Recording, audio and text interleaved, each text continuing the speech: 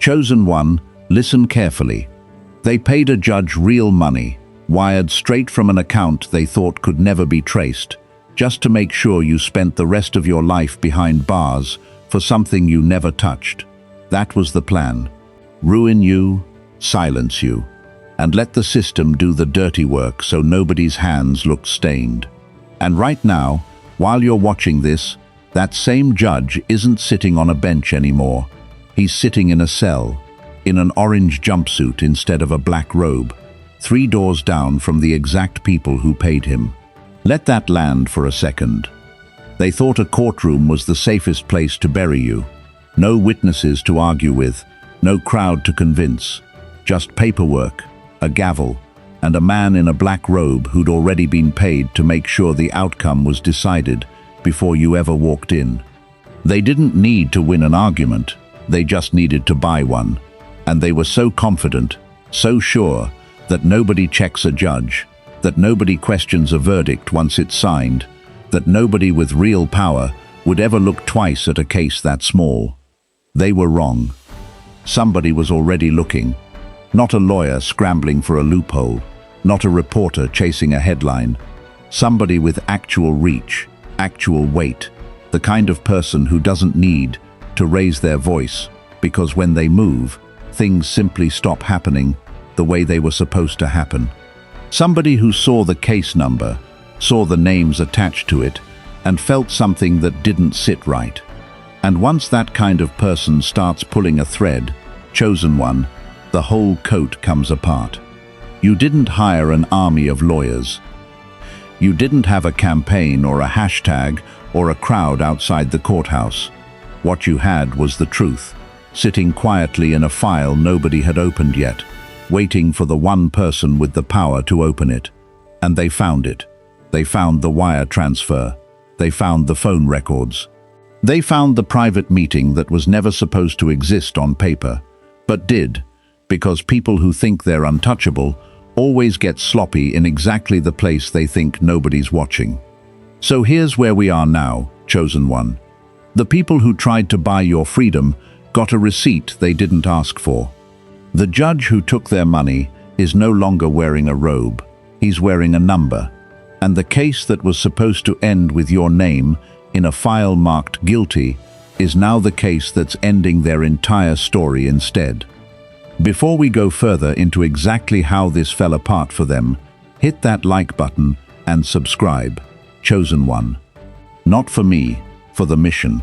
Every share, every like, it's what pushes this message to the next person sitting exactly where you were sitting a few months ago, wondering if the system would ever see them clearly. This isn't just a video, it's a signal. And the more of us who send it out, the harder it becomes for people like this to keep buying outcomes in the dark. Now let's keep going, because this story doesn't start with the arrest. It starts long before that, in a room you were never invited into, where a decision was made about your life like you were a line item in somebody's budget. They didn't wake up one morning and decide to destroy you out of nowhere. This was planned, slow, patient, the kind of plan that takes months to build because people who are careful about crime are also careful about covering it. They picked their target, they picked their charges, and then they went shopping for a judge, the same way you'd shop for anything else you intend to control. They needed someone with debts, someone with a taste for money they weren't supposed to have, someone whose signature could be bought as easily as a used car. And they found him. For weeks you didn't know any of this was happening. You went to work, you paid your bills, you lived your life the way innocent people do, without the paranoia of someone who actually has something to hide. Meanwhile, somewhere in an office you never saw, an envelope changed hands, a number was agreed on, and a verdict was written before a single piece of evidence had even been presented. That's how confident they were. That's how little they thought your life was worth.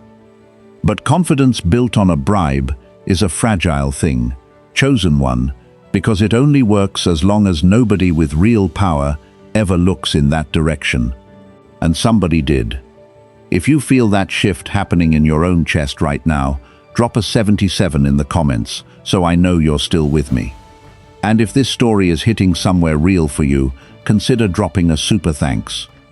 It keeps this mission running, it keeps these truths coming, and every bit helps us reach the next person who needs to hear that the system, even when it's rigged, can still be turned inside out.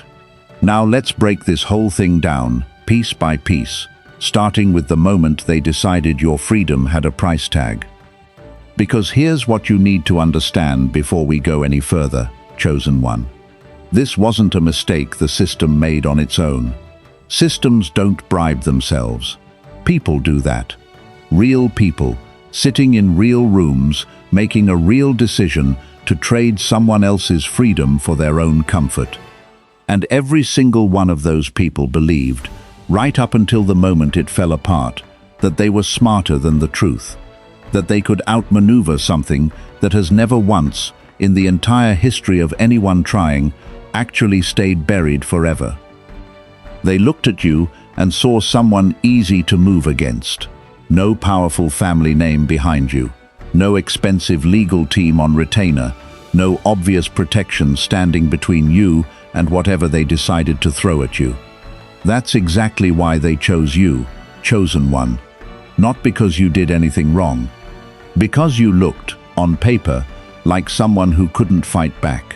What they never accounted for is that being underestimated and being unprotected are two completely different things, and the gap between those two things was about to become the exact space where their entire plan collapsed. Number one, the envelope that was supposed to erase you. It didn't start with handcuffs. It started with a number written on a sticky note in a room with the blinds closed. That's how cheap they thought your life was, chosen one. Not priceless, not complicated, just a figure, a transaction, a line item they could afford if it meant you disappeared from their problem list for good. They sat there and negotiated your future like it was a used car with a scratch on the hood, talking price instead of talking truth, because truth was never part of their plan to begin with. They told themselves it was simple. Pay the man in the robe, let the paperwork do what paperwork does, and walk away clean while you sat in a cell wondering how a system built on evidence ever found you guilty of something you never did. They weren't worried about proof. Proof was never the point. The point was the signature at the bottom of the page, and signatures, they believed, could be bought like anything else in this world if you knew who to ask and how much to offer. Picture it like this. A man sits behind a desk that isn't his, in a courtroom that's supposed to belong to the truth, and he takes an envelope thick enough to buy a stranger's whole future. He doesn't flinch. He doesn't hesitate. He slides it into a drawer like it's nothing, like your life is nothing, like the oath he swore the day he put on that robe was just a costume he wears for people who still believe in it. That's what they were counting on. A judge who forgot what the robe meant the moment the money hit the table. A system that only works if every person inside it still believes in it, and one corrupted piece was all it took, in their minds, to make the whole machine work against you instead of for you. Here's what they didn't calculate. Money changes hands quietly, but it never changes hands invisibly. Every transfer leaves a shadow. Every meeting leaves a memory in somebody's head, even if it never makes it onto paper. Every bribe is a debt that gets written down somewhere, in a bank record, in a phone log, in the trembling hands of somebody involved who eventually can't sleep at night anymore. They thought the envelope was the end of the story. It was actually the first page of the file that would end them. You might wonder why they were so bold, so certain nothing would ever come back to bite them. Because in their world, this had worked before. They'd bought silence before. They'd bought outcomes before. Nobody had ever pulled the thread far enough to unravel it. But this time, chosen one, somebody did pull the thread, and it turns out the whole sweater they built their reputation on was held together by nothing but the assumption that nobody powerful enough would ever care to look. They were wrong about that assumption. And that single miscalculation is the reason this story ends with them in a cell instead of you. You might ask why an envelope from months ago even matters now, why we're starting there instead of jumping straight to the part where they get caught. Because every downfall has an origin point, chosen one, and theirs was the exact moment they decided your life could be purchased.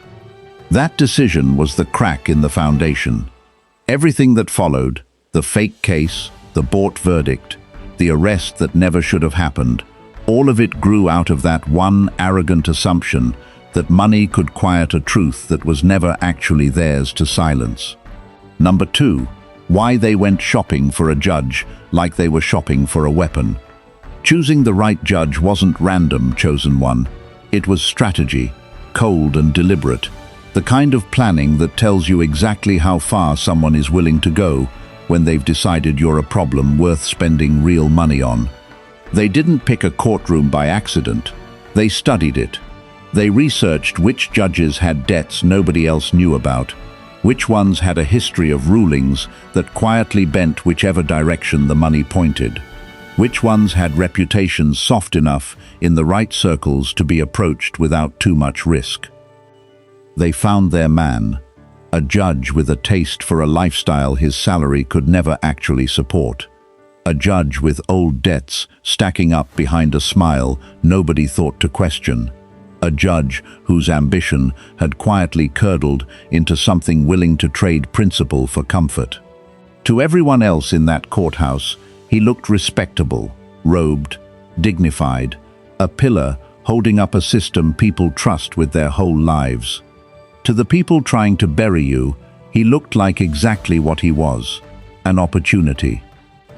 Imagine a locksmith who knows exactly which locks in the whole city can be picked without setting off an alarm. That's what they were doing when they chose him. They weren't hoping the system would fail you by accident. They were engineering the failure on purpose, targeting the one weak point in an entire structure built to protect people like you, and betting that one weak point was enough to bring the whole thing down around your head. But here's what they never understood about weak points. Chosen one. The very thing that makes someone corruptible also makes them careless. A person who can be bought once can usually be bought twice, and a person who can be bought twice leaves twice as many fingerprints. They picked their judge because he was flexible. They never stopped to ask themselves what flexible actually meant for their own exposure. You might be asking yourself right now why any of this matters, why the backstory of a corrupt selection process even changes anything for you sitting where you're sitting. It matters because every choice they made to protect themselves ended up being the exact choice that exposed them. The judge they picked because he was easy to buy turned out to be easy to catch. The system they thought they'd cracked from the inside was never as broken as they believed, because somewhere above the corruption they built, somebody with real power was still watching the whole board, and watching for exactly this kind of quiet decay. Ask yourself why this detail even matters, chosen one. Because it tells you exactly who you were up against. Not a system that failed you randomly, but a small group of people who put real time, real research, and real money into finding the one crack they thought they could exploit. That level of planning should terrify you a little. It should also comfort you, because people who plan that carefully around a weakness always overestimate how well hidden that weakness actually is. They thought they'd found a blind spot in the system. They'd actually just found the one spot somebody powerful was already keeping an eye on. Number 3, the charges built on absolutely nothing. Let's be honest about what they actually had against you, chosen one. Nothing. Not evidence, not motive, not a shred of anything that would hold up under real scrutiny. What they had was a story, carefully constructed, professionally worded, dressed up to look like a case, when really it was fiction with a filing number attached. They didn't need the truth to be on their side. They needed the paperwork to look convincing enough that nobody would bother checking twice. They built it piece by piece, the way you'd build a stage set for a play that only needs to survive one performance. A statement here, slightly exaggerated. A timeline there, quietly rearranged. A document that technically existed, but had been edited just enough to point in the direction they needed it to point. None of it was true. All of it was designed to look true to anyone who didn't dig deeper than the surface. Picture a house built entirely out of cardboard, painted to look like brick from a distance. From the street it looks solid, permanent, impossible to knock down. Get close enough, touch it, lean on it even slightly, and the whole structure buckles because there was never anything real holding it up. That's what their case against you actually was. Convincing from a distance, collapsible under any real pressure. They counted on nobody applying that pressure. They counted on you being alone, unrepresented in any way that mattered, too exhausted and too overwhelmed to fight a system that already had a judge in its pocket before you even walked through the courthouse doors. That's the part that should make your blood boil, chosen one. They didn't just build a lie. They built a lie specifically designed to work only because they assumed nobody would care enough to check it. Somebody cared enough to check it. You might wonder how a case with nothing real behind it ever made it as far as it did. Because paper doesn't argue back, and judges who've already been paid don't ask the questions they're supposed to ask. The system depends on every piece doing its job honestly, and the moment even one piece decides honesty is optional, a house of cardboard can stand long enough to fool a room full of people who trusted it. But cardboard only survives as long as nobody with real strength leans on it. And chosen one, somebody with real strength, was about to lean very, very hard. Think about how many people must have read that file and simply believed it, chosen one. Clerks, assistants, maybe even people who should have questioned it and didn't, because questioning it wasn't their job or wasn't worth the risk to their own paycheck. That's how a lie like this survives as long as it does. Not because it's convincing on its own merit, but because enough people in the chain choose comfort over scrutiny. It takes exactly one person willing to break that chain to bring the whole fiction down. And chosen one, that person was already circling closer than anyone realized. Number 4. The watcher nobody knew was in the room. Here's the part they never saw coming.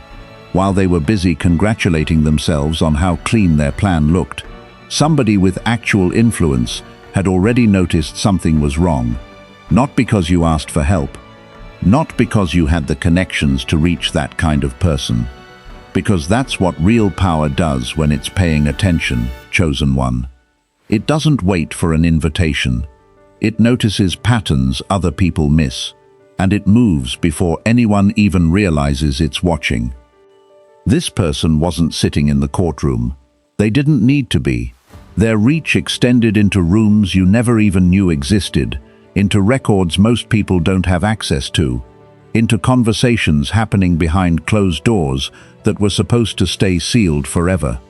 They saw the timeline of your case and noticed it moved too fast, too clean, too convenient. They saw the judge's name and remembered whispers they'd heard before, small rumors nobody had ever bothered to chase down. And once those two things lined up in their mind, they stopped ignoring it. Imagine a hawk circling high above a field, invisible to everything moving below it, patient, silent, missing nothing. That's the kind of attention that landed on your case. Not loud, not dramatic, just precise, and utterly impossible to hide from once it locked onto its target. They started quietly, a phone call here, a records request there, a conversation with someone who owed them a favor from years ago. Nothing flashy, nothing that would tip off the people trying to bury you, just a slow, methodical unraveling of a plan that was never built to survive real scrutiny. Every step they took was another crack forming in a wall your enemies believed was solid. You didn't know any of this was happening, chosen one. You were still sitting there, wondering how a fair system could turn against someone who did nothing wrong. Meanwhile, somewhere far outside your line of sight, someone with the power to actually change your outcome had already decided your story wasn't going to end the way they intended it to. That's the part your enemies still don't fully understand. They thought they were the only ones with reach. They had no idea somebody with more reach had already started walking straight toward them.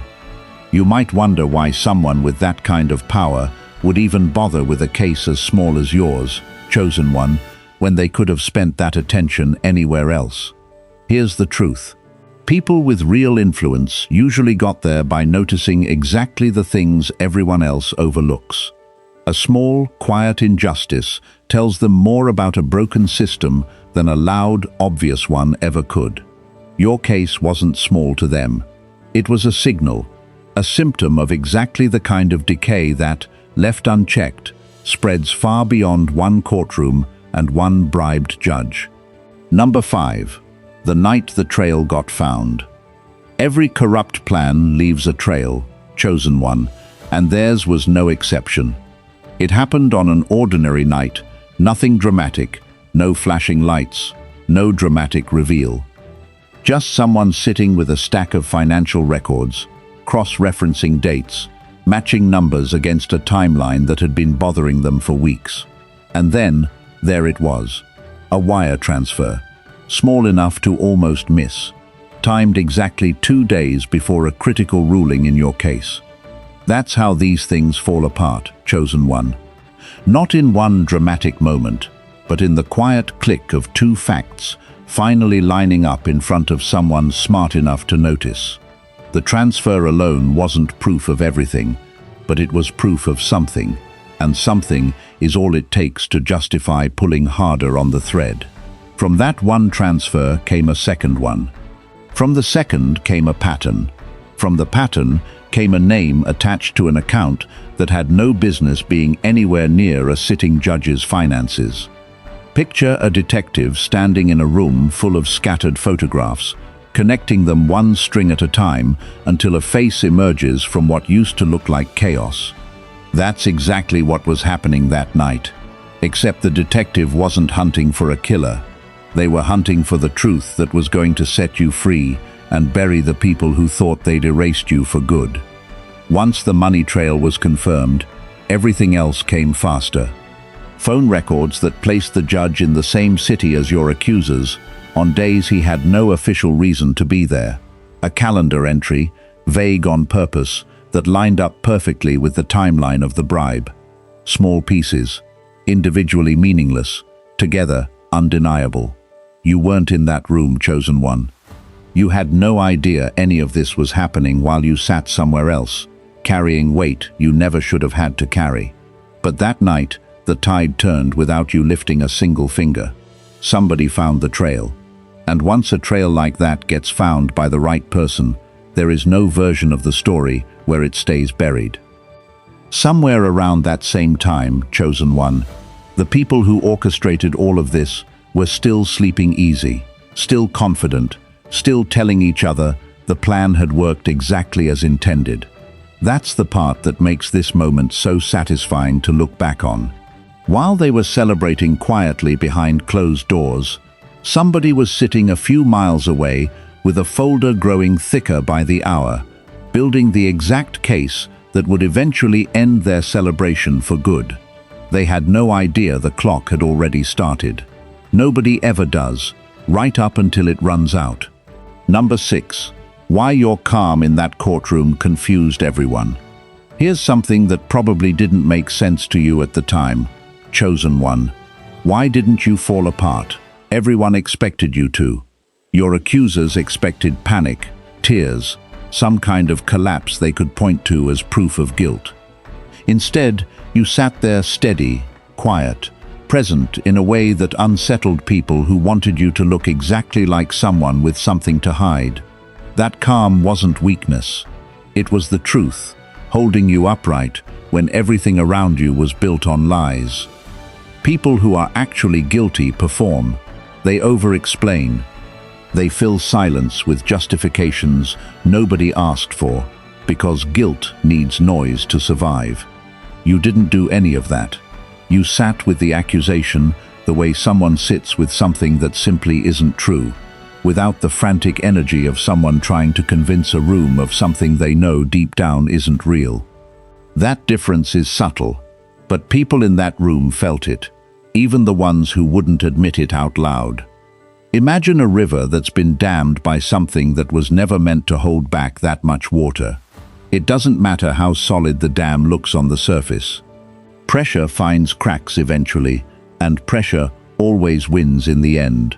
Your calm was the water. Their fabricated case was the dam. And every day you sat there steady instead of breaking, you were quietly proving that what they built could never actually hold. Your accusers noticed. It unsettled them more than they ever admitted. They needed you to look guilty because their entire plan depended on the appearance of guilt covering for the absence of actual evidence. Every time you refused to give them that performance, you made their fabricated case look thinner, even before anyone found a single piece of proof against the judge. You weren't performing innocence, chosen one.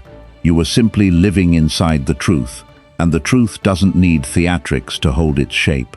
That steadiness is exactly what made the eventual collapse of their plan feel so complete, because the contrast between your calm and their unraveling told its own story before a single headline ever did. There's a reason people who are actually innocent tend to move differently through a courtroom, chosen one, even when they don't consciously know they're doing it. They don't have a script to manage. They don't have contradictions to keep straight. They just have the truth, which never needs rehearsing because it doesn't change no matter how many times you tell it. Your accusers had a story that needed constant maintenance. You had a truth that simply held its shape. That contrast was visible to anyone paying close enough attention, and somebody was paying very close attention indeed. Number 7. The wire transfer they thought was invisible. They genuinely believed money could move without leaving a trace.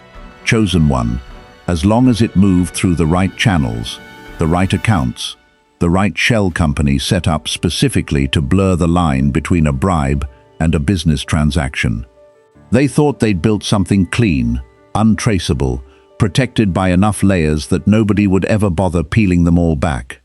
They were wrong, and not because the layers weren't clever. They were wrong because clever only works until somebody with the resources and the motivation to look decides it's worth the time. Once the investigation started pulling on that first transfer, the shell company they thought was a shield turned into a map instead, leading straight from the account that funded the bribe to the account that received it, with a paper trail so precise it read almost like a confession. Picture water finding every hairline crack in a foundation nobody thought to check. That's what a real investigation does to money that was never actually clean. No amount of shell companies or middlemen changes what the transfer actually was. It only adds more names to the list of people who eventually have to explain themselves. And explain themselves they did, chosen one, though not by choice. Once investigators had the transfer, they had dates. Once they had dates, they had a timeline. And once they had a timeline that matched perfectly with critical decisions made in your case, there was no explanation left that didn't point directly at exactly what happened. Money for a verdict. A price on your freedom, paid in installments that were supposed to disappear into layers of paperwork designed to protect exactly no one once someone competent started looking. They thought invisible meant untraceable. It never does. Every transfer is a whisper, and whispers carry further than people who make them ever expect. This one carried all the way to the person whose attention was about to end everything they'd built against you. Here's what should really sit with you, chosen one. They had every opportunity to walk away before any of this started. Nobody forced their hand. Nobody made the decision for them to move money through a shell company built specifically to hide a bribe. That was a choice, made deliberately. made with full knowledge of what it meant if it was ever discovered. And every choice like that leaves a signature behind, whether the person making it wants to admit it or not. Theirs was written in numbers instead of ink, but it was every bit as damning once somebody finally read it correctly. Number 8. The witness who flipped at the worst possible time for them. Every corrupt plan has a weak link, chosen one, and theirs was a person close enough to see everything, but never quite trusted with enough loyalty to stay silent forever. Somebody who'd been in the room for at least part of the arrangement. Somebody who knew more than they ever should have known, and who eventually realized the weight of what they were carrying was heavier than any amount of money could make bearable. It wasn't guilt that broke them at first. It was fear, the realization that once an investigation starts pulling threads, everyone attached to that thread becomes a target too. And people who were only ever loosely loyal to a conspiracy tend to protect themselves the moment protecting the conspiracy stops being the safer option. That's exactly what happened here. Picture a chain holding something heavy in place, every link depending on the ones next to it. The moment one link decides it would rather survive than hold, the whole chain gives way, and everything it was holding comes crashing down at once. That witness was a link nobody thought to reinforce, because your enemies were so confident nobody would ever get close enough to test it. Once that witness started talking, they didn't just confirm what the money trail already suggested. They filled in the gaps investigators couldn't reach through paperwork alone. The meeting where the number was agreed on, the exact words used to describe what they needed the judge to do. The reassurances passed around the table that nobody would ever find out, spoken with the kind of confidence people only have right before everything falls apart. You never met this witness, chosen one. You had no idea their conscience or their fear, or maybe a mix of both, was quietly becoming the final nail in a case your enemies thought was airtight. But that's how these things work. The people who build a conspiracy rarely account for the fact that everyone inside it is human, and humans crack under pressure in ways money can't always prevent. You might wonder what finally pushed that witness to talk, chosen one, after staying quiet for so long. Sometimes it isn't a single dramatic moment. Sometimes it's the slow accumulation of sleepless nights, the weight of knowing exactly what happened while watching an innocent person carry the consequences of it. Whatever tipped the scale for them, the result was the same. A conspiracy that depended entirely on silence lost the one thing it needed most to survive, and once that silence broke, there was no piecing it back together again. Number 9. The moment the gavel turned on the judge. There's a particular kind of silence that falls over a room when the person everyone trusted to deliver justice becomes the one standing accused of destroying it. That silence happened the day the evidence against the judge became undeniable, chosen one, and everyone in that building felt the ground shift beneath a system they'd assumed was solid. He'd sat behind that bench for years, banging a gavel that was supposed to represent fairness, wearing a robe that was supposed to mean something. And in one single hearing, all of that symbolism collapsed into what it actually was underneath. A costume worn by a man willing to sell someone else's freedom for a number written on a sticky note. Picture a king discovering, in front of his entire court, that the crown he's worn for years was stolen, and that everyone watching finally knows it. That's the weight that landed on him the moment the evidence was presented. Not just exposure, but a complete unraveling of every ounce of authority he'd built his identity around. The same gavel he used to end your freedom was still sitting on his desk when investigators came for him. The same robe he wore to sign away your future was still hanging in his chambers, and the same system he thought he'd successfully bent in your enemy's favor turned out to be the exact system that documented every step of his corruption in painstaking, undeniable detail. You weren't in the room when it happened, chosen one, but somewhere, in that same building where your future had once been decided by a bribe, the truth walked in and did what truth eventually always does. It didn't ask permission. It didn't negotiate. It simply arrived, and once it arrived, there was no version of events left where he kept the robe, kept the bench, or kept his freedom. Think about every person who had ever stood in front of that man, chosen one, trusting that the robe meant what it was supposed to mean.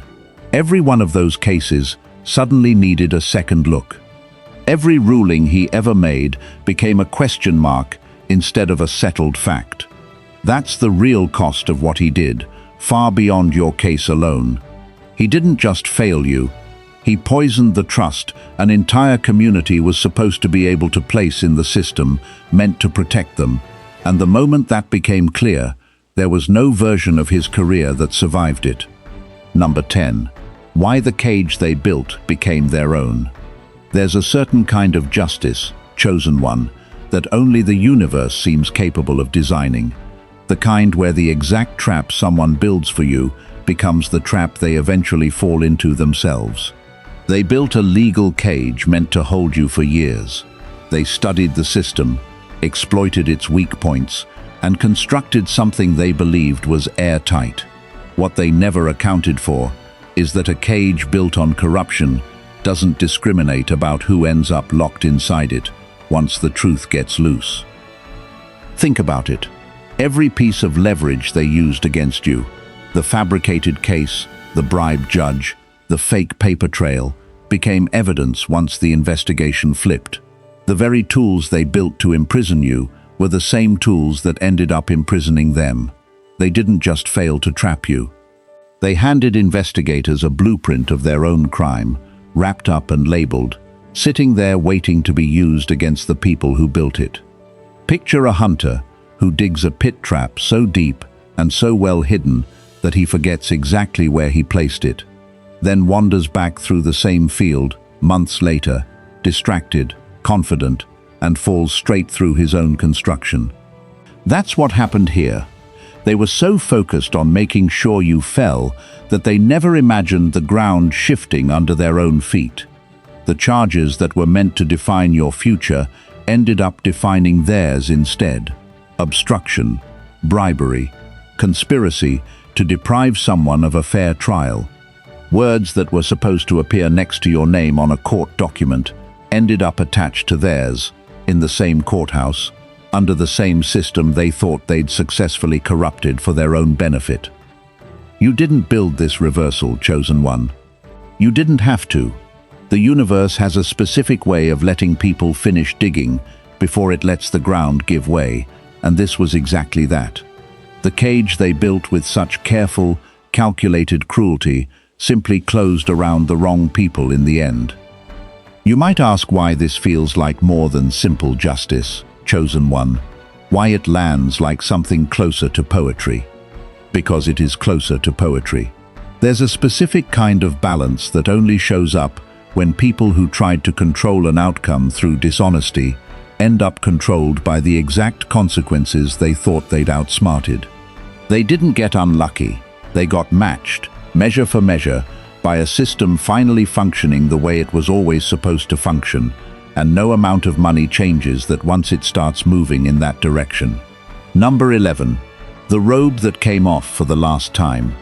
There's a particular image that stays with people long after a scandal like this breaks, chosen one, and it's the image of a judge removing his robe for the final time, not at the end of a long, respected career, but in disgrace, escorted out of a building he once ruled, from behind a bench built on borrowed authority. That image became real the day the truth caught up to him. He didn't get to choose how it ended. There was no quiet resignation, no dignified exit, no chance to control the narrative the way he'd controlled so many verdicts before. Investigators arrived with a warrant, not a request. Reporters arrived with cameras, not appointments. And the robe that had hung in his chambers for years came off that day under circumstances no amount of money could soften. Picture an actor who's played the same powerful role for decades, suddenly having the curtain ripped away mid-performance, exposed in front of an audience that finally sees the truth behind the costume. That's exactly what happened to him. All those years of authority, all that borrowed respect, gone in the time it takes to read a set of charges out loud. The same hands that signed your unjust sentence were the hands placed behind his back that day. The same voice that once delivered verdicts with total confidence was the voice that stayed silent when investigators asked him to explain the transfers. And the same system he thought he'd successfully manipulated became the system that stripped him of everything he'd built his identity around. You never got to witness that moment directly, Chosen One, but somewhere, in the very building where injustice was once handed down in your name, the truth finally reversed the roles completely. The man who wore the robe to take your freedom lost his own the moment the evidence became undeniable, and there was nothing left of his authority once that robe came off for the last time. Somewhere in that building, Chosen One, there were people who had worked alongside him for years, people who now had to reconcile the version of him they thought they knew with the version the evidence revealed. That's the quiet damage corruption like this leaves behind. It doesn't just cost the person who committed it, it costs every relationship built on the assumption that the robe meant something real. And once that assumption breaks, it doesn't come back easily, not for him, and not for the reputation he spent decades constructing. Number 12. Why your enemies are now cellmates with the man they bought. This is the part that should sit with you the longest, Chosen One, because it's the part that proves the universe has a sense of irony sharper than anything a courtroom could ever script on purpose. The people who paid to have you locked away are now locked away themselves, and not in some separate wing far removed from the man they paid. Close enough that they see him every single day, a permanent reminder of exactly how badly their plan collapsed. Think about what that actually means.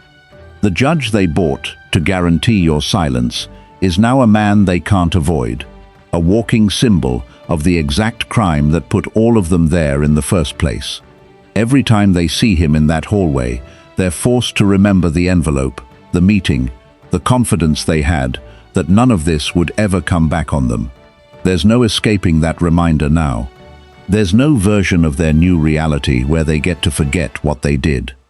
Picture a group of people who built an elaborate scheme together, confident it would never be traced back to any of them individually, only to end up sharing the exact same fate, side by side, unable to distance themselves from each other even if they wanted to. That's exactly what happened here. The conspiracy that was supposed to separate your fate from theirs instead bound their fates together permanently. You didn't ask for this outcome, Chosen One. You didn't design it, orchestrate it, or even know it was happening while it unfolded. But there's something undeniably fitting about the fact that the people who tried to buy your future are now living inside the exact kind of confinement they tried to force onto you. Surrounded by the same walls, the same routines, the same loss of freedom they thought they were only ever going to inflict, never experience. You might wonder if they've said anything to each other since all of this happened, Chosen One, whether the loyalty that held their conspiracy together on the outside survives now that they're all living the consequences of it together. It rarely does. People who bond over shared corruption tend to turn on each other the moment survival is on the line. Each one looking for the smallest advantage, the shortest sentence, the first chance to blame somebody else for a plan they all agreed to. The unity they had while plotting against you was never real loyalty. It was convenience, and convenience doesn't hold up once the walls close in for good. Number 13. The verdict nobody saw coming. Every trial has a moment where the outcome finally becomes real, Chosen One, and yours came the day the charges against you were formally dropped, reversed, wiped clean from a record that should have never carried them in the first place. That moment doesn't erase what you went through. but it does something almost as powerful. It puts the truth on paper, permanently, in the exact system that was once weaponized against you. Picture the room that day, the same courthouse. Different energy entirely. No bribed judge behind the bench this time. No fabricated case dressed up to look convincing. Just the plain, undeniable truth being read into the record by people who had no reason left to hide it. Your name cleared. Their names attached to charges that will follow them for the rest of their lives. The people who once sat confident, watching the plan they paid for unfold exactly as intended, were nowhere near that confident anymore. They watched the same system they thought they'd successfully corrupted deliver a verdict none of their money could touch this time, because this time the evidence was real, the witnesses were credible, and the person overseeing it all had far more integrity than the man they'd originally bought. You might still be carrying the weight of everything that happened before this moment, chosen one, and that's completely understandable. Nobody walks through something like this and comes out untouched. But carry this truth alongside it. The verdict that was supposed to end your story instead became the beginning of theirs, unraveling completely. In public, permanently, with no bribe left large enough to buy back what they lost. Somewhere out there, chosen one, someone else is sitting exactly where you sat, watching a system that seems stacked against them, wondering if the truth ever actually wins. Your story, once it becomes public record, becomes their proof that it can. That's a weight you never asked to carry, but it's one worth carrying anyway, because every case like yours that ends in a real, documented, undeniable reversal makes the next attempt at this kind of corruption a little harder to pull off. You didn't just get your name cleared, you made the whole scheme more dangerous for anyone foolish enough to try it again. Number 14. Why this is just the beginning of what they can't undo. Here's where we land, chosen one, and it's worth sitting with for a moment before we close this out. What happened to you was never just about one case, one judge, or one group of people who thought money could buy your entire future.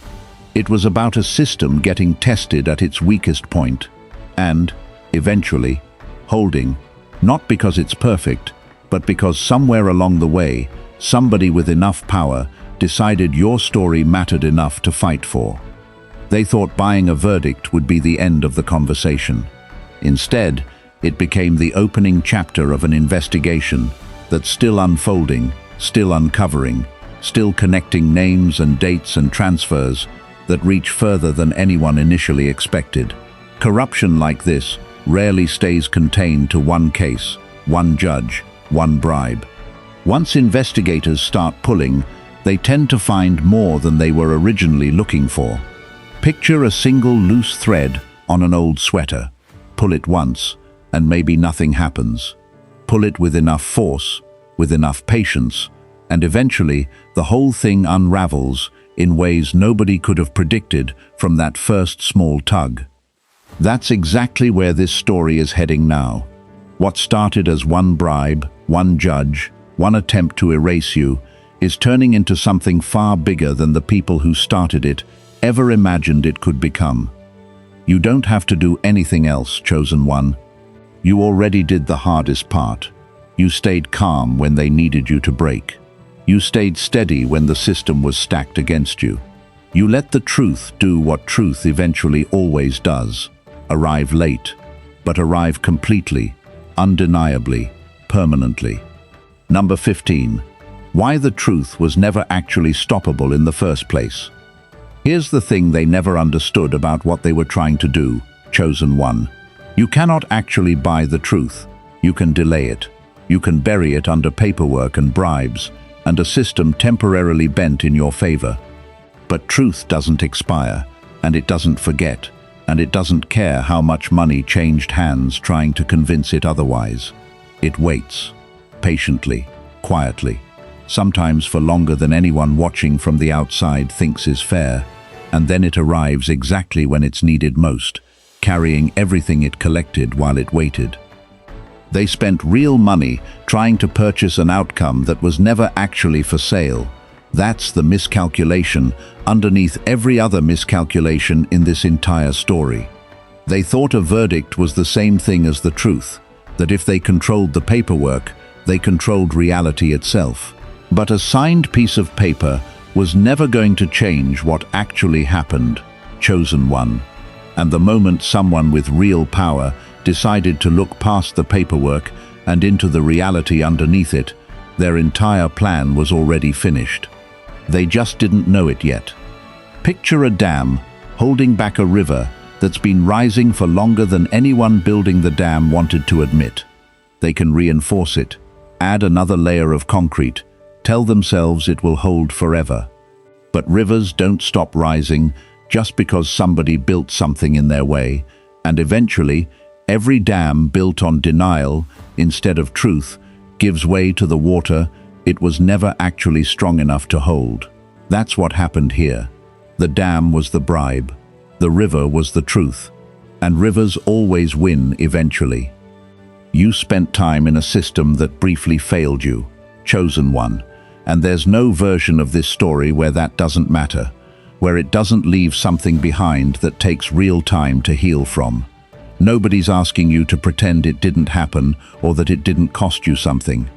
What this story is asking you to hold on to instead is the proof, permanent and undeniable now, that the system correcting itself wasn't an accident. It happened because the truth about you was strong enough to survive every attempt to erase it, and because somewhere, somebody with the power to act on that truth chose to use it. They thought they were untouchable because they'd never been caught before. Every person who has ever believed that has eventually learned the same lesson, usually in the exact building where they thought their control was strongest. The courtroom that was supposed to bury you became the courtroom that buried them instead. And there is no bribe large enough, no envelope thick enough to buy that outcome back. They bribed a judge to erase you. Instead, they wrote the first page of their own downfall, and it's still being written. If this story meant something to you, if it landed somewhere real, drop that 77 one more time, hit like, subscribe, and share it with the next person who needs to know that the truth always finds its way back to the surface eventually. Thank you for being part of this journey, chosen one. We'll see you in the next one. Take care, and goodbye.